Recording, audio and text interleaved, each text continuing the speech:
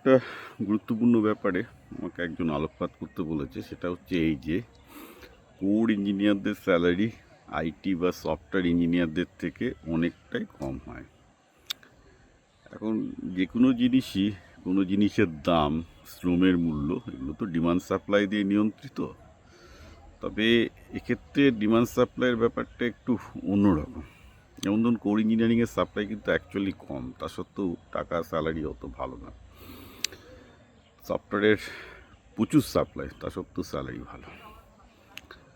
তো এটা একটু গভীরে গিয়ে বুঝতে হবে। ব্যাপারটা হচ্ছে এরকম, আমি আমার নিজের অভিজ্ঞতা থেকে বলি, ভারতের সফটওয়্যার ব্যবসাটা হচ্ছে পুরোটাই আউটসোর্সিং বলতে গেলে।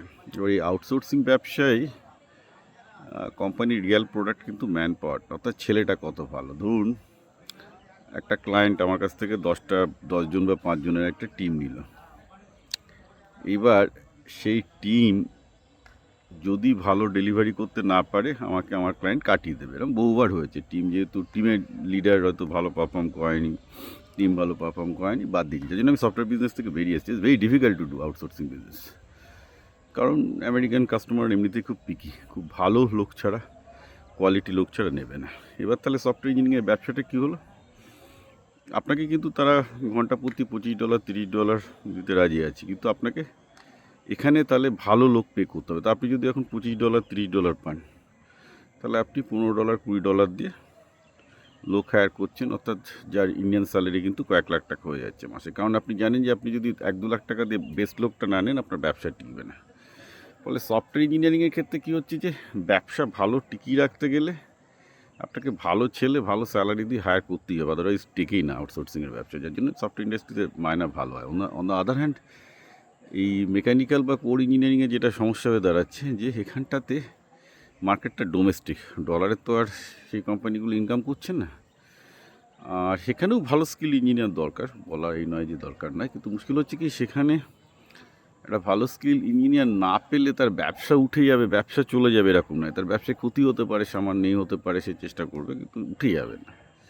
তো এটা একটা মূল কারণ যে আমি বলবো যে কোর ইঞ্জিনিয়ারিংয়ের ক্ষেত্রে ভারতবর্ষে যেহেতু মার্কেটটা ডোমেস্টিক, এবং যদি একটা ভালো ইঞ্জিনিয়ার না হায়ার করে তাহলে কোম্পানির ক্ষতি তো হয়, কিন্তু অতটা হয় না। কিন্তু একটা সফটওয়্যার ইঞ্জিনিয়ারিংয়ের ক্ষেত্রে একটু ইনকাম করছে ডলারে, তারপর যদি ভালো ইঞ্জিনিয়ার না পায় তার ব্যবসায় উঠে যাবে, অনেক সে প্রজেক্টই চলে যায়। আমার বহুবার হয়েছে আমার এই ক্ষেত্রে। আমি ব্যবসা থেকে পুরো বেরিয়ে এসেছি, সফটওয়্যার ইঞ্জিনিয়ারিং ব্যবসা থেকে। ও খুব টাফ, মানে বেসিক্যালি পুরোটাই হচ্ছে ম্যান পাওয়ারের খেলা, কোনো সফটওয়্যারের কোনো ব্যাপারই নেই। এবার যারা ভালো সফটওয়্যার ম্যান পাওয়ার, তারা তো আপনার কাছে 2 লাখ টাকা মাইনে নেবে, তারপর সাইডে আরও 5টা ফ্রিল্যান্সিং করবে, তো প্রচুর টাকা রোজগার করে। তবে এখন এগুলো আর হচ্ছে না, এখন সব কিছুই এজেন্ট দিয়ে, কোওয়ার্কস দিয়ে হচ্ছে। তো এখন আমার যে সফটওয়্যার ব্যবসাগুলো আছে, যে কটা সফটওয়্যারের প্রজেক্ট আছে, ম্যাক্সিমামই 90-80%ই আমরা এআই দিয়ে করার চেষ্টা করছি, খুব অল্পই আমরা লোক নিচ্ছি।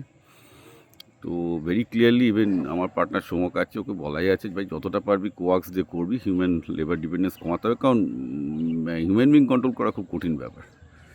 এআই দিয়ে করার একটা বড় সুবিধা হচ্ছে যে আর যাই হোক না কেন তাড়াতাড়ি হচ্ছে, কুইক হচ্ছে, ম্যান পাওয়ার কম লাগছে, সেটা বড় ব্যাপার নয়। মেন ব্যাপার হচ্ছে যে মনে শান্তি থাকছে, ভাই কেউ পালাবে না, এআই তো পেলে পালাবে না, পয়সা দিলে এআই থাকবে।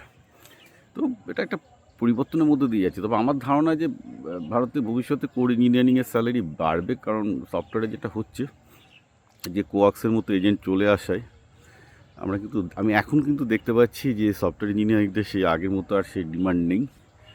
আর অতএব ডিমান্ড সাপ্লাইয়ের ব্যাপার আর কি।